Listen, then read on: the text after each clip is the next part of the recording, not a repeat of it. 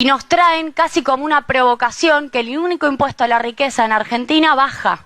Es decir, los trabajadores de altos ingresos vuelven a pagar impuesto a las ganancias. Las economías regionales, industrias, pagan retenciones. A los jubilados les frenamos la actualización previsional, pero los ricos de la Argentina pagan menos impuestos. Esto es el contexto, ¿no? Este es el proyecto que traen.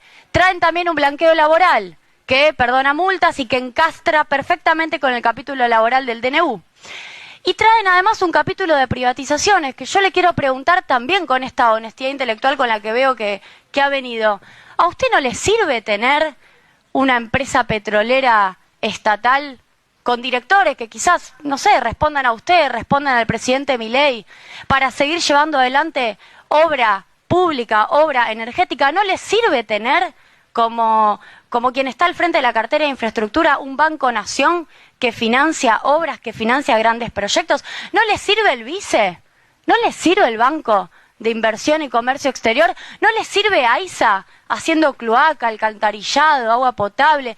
¿No le sirven los trenes haciendo vía férrea? ¿De verdad una persona que está en este lugar me va a decir que no le sirve ARSAT con la red más amplia de fibra óptica que conozca la Argentina en su historia, con 33.000 kilómetros recorridos, iluminados?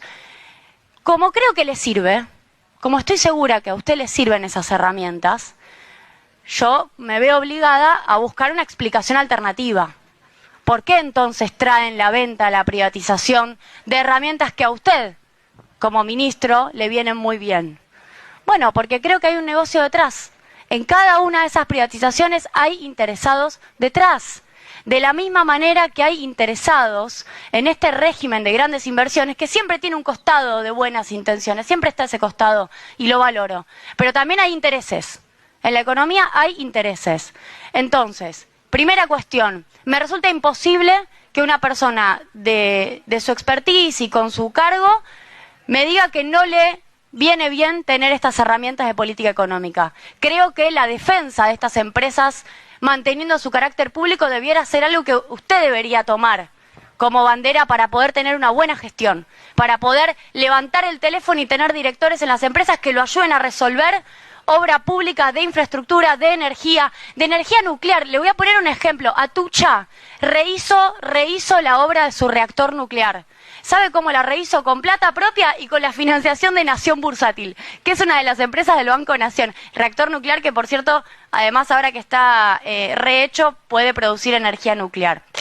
Habiendo dicho eso, quiero ir al marco teórico, porque me parece que este régimen de grandes inversiones sostiene que en Argentina no hay rentabilidad o no nos está yendo del todo bien o los capitales privados no terminan de reportar la ganancia que pudieran reportar. ¿Usted conoce la ENGE, la Encuesta Nacional de Grandes Empresas del INDEC? Releva cómo le va a las 500 empresas más grandes. No es un dato de Julia Estrada, no es un dato del CEPA, es un dato del INDEC, que pasó distintos gobiernos. Esta encuesta nunca fue cuestionada. El valor bruto de producción en el periodo del último gobierno de Cristina, 2012-2015, promedio de las 500 empresas más grandes fue de 258.000 millones de dólares. Gobierno de Macri, se relajaron muchas restricciones, hubo incentivos a la inversión desde otro marco teórico distinto al mío. Hubo un valor bruto de producción de estas mismas 500 empresas de 221.000 millones de dólares. Bajó 15%. 2022, último dato de esta encuesta, tenemos 268.000 millones de dólares de valor bruto de producción de estas mismas 500 empresas. Mejoró 21% con estas regulaciones que existen hoy. Ganaron más plata. Voy a las utilidades, porque me podría decir valor bruto de producción es lo mismo que ganancia. Vamos a ver las ganancias. 21.000 millones estas 500 empresas entre 2012 y 2015. 16.000 millones de dólares, o sea, cayeron 23% en el periodo de Macri, 4 años contra 4 años. Y en 2022, 20.000 millones de dólares, o sea, mejoraron 25% las utilidades de las 500 empresas más grandes, datos del Instituto Nacional de Estadísticas y Censos. Estos datos a mí me hacen pensar que un régimen de estas características es excesivamente beneficioso. Es excesivamente beneficioso y que no necesitamos darles todo esto para poder generar inversiones. Quiero además agregar preguntas concretas. ¿Por qué la combinación de todo esto no tiene un análisis fiscal? Porque nosotros como diputados y diputadas necesitamos saber.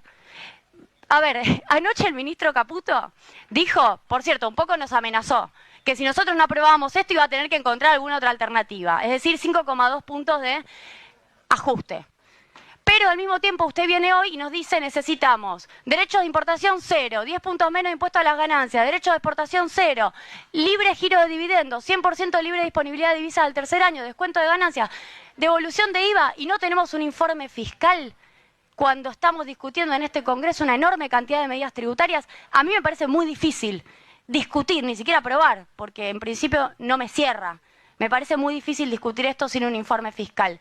En segundo lugar, hay una delegación porque los montos los define el Poder Ejecutivo. Yo no sé cuáles son esos grandes proyectos. Me gustaría saber por rama, como bien usted dijo, cuáles entran. Segundo, ¿por qué no está la industria manufacturera? Mire, a mí me gustan los datos. Si uno mira el ICA, el intercambio comercial argentino, el principal gasto en importaciones son bienes de capital. 13.000 millones de dólares se nos van por año en importación de bienes de capital. ¿Por qué no promovemos la industria de bienes de capital, que sigue siendo el rezago argentino en materia industrial? Esa no está. Y la verdad es que es ahí donde se nos van los dólares. Si vamos a dar todos estos beneficios, en los cuales yo no estoy de acuerdo, si vamos a empezar esa discusión, que sea para inversiones que generen su repago con generación de dólares en Argentina. Si no van a liquidar los dólares acá, a mí me generan muchas dudas de para qué le doy tantos beneficios si los dólares no vienen, porque tenemos 45.000 millones de dólares que pagarle al fondo. De algún lado hay que sacar esa plata. Creo que la mirada tiene que ser macroeconómica y tiene que ser global.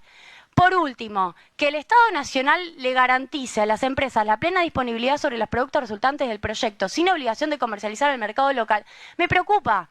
Uno de los sectores es agroindustrial. Mañana viene un frigorífico extranjero, procesa carne, vende toda la carne afuera, encima puede quedarse con las divisas y ni siquiera abastece el mercado local. Y le damos estabilidad hasta el 2058. Ninguna provincia ni ningún municipio puede tocarle ninguna tasa ni ningún impuesto, porque lo dice el otro artículo. ¿Y esto qué ganancia le reporta, qué beneficio le reporta a la Argentina? Me parece que esto es casi un enclave colonial para los que entran, que seguramente van a entrar con inversiones, pero no me queda claro el beneficio para la Argentina. Por último, el reclamo ante el CIADI, no puedo más que coincidir con la diputada anterior, es una cesión de soberanía inaceptable. Argentina va a discutir de igual a igual como Estado soberano contra las empresas y en general el CIADI favorece a las empresas, no me parece un buen antecedente. Quiero cerrar pidiéndole, por último, que aporte mayores precisiones respecto del rédito para los argentinos de hacer este régimen. No tengo dudas que para los grandes empresarios va a ser interesante entrar. No me queda claro para el fisco argentino cómo nos ayuda, para el retorno en dólares argentinos necesitamos dólares y pagar la deuda, cómo nos ayuda, y para los beneficios en infraestructura y en mayores inversiones para los argentinos tampoco me queda claro. Esos montos de inversión tienen que poder ser definidos. Muchas gracias y le pido por favor si se pronuncia a favor de la venta o no de las 41 empresas del Estado, que creo que son una herramienta para usted como ministro para poder tener una buena gestión. Que sería un sector privado en un país de lo que yo llamo normal, en un país donde el sector privado tenga su cuota de asumir el riesgo, y de eso se trata. Entonces, para eso hay que cambiar la cabeza. Y hay que cambiar la cabeza del sector privado y hay que cambiar la cabeza de la diputada Estrada. ¿En qué sentido? No es el administrador el que usa las herramientas esas. No hay un administrador iluminado para hacer esas cosas.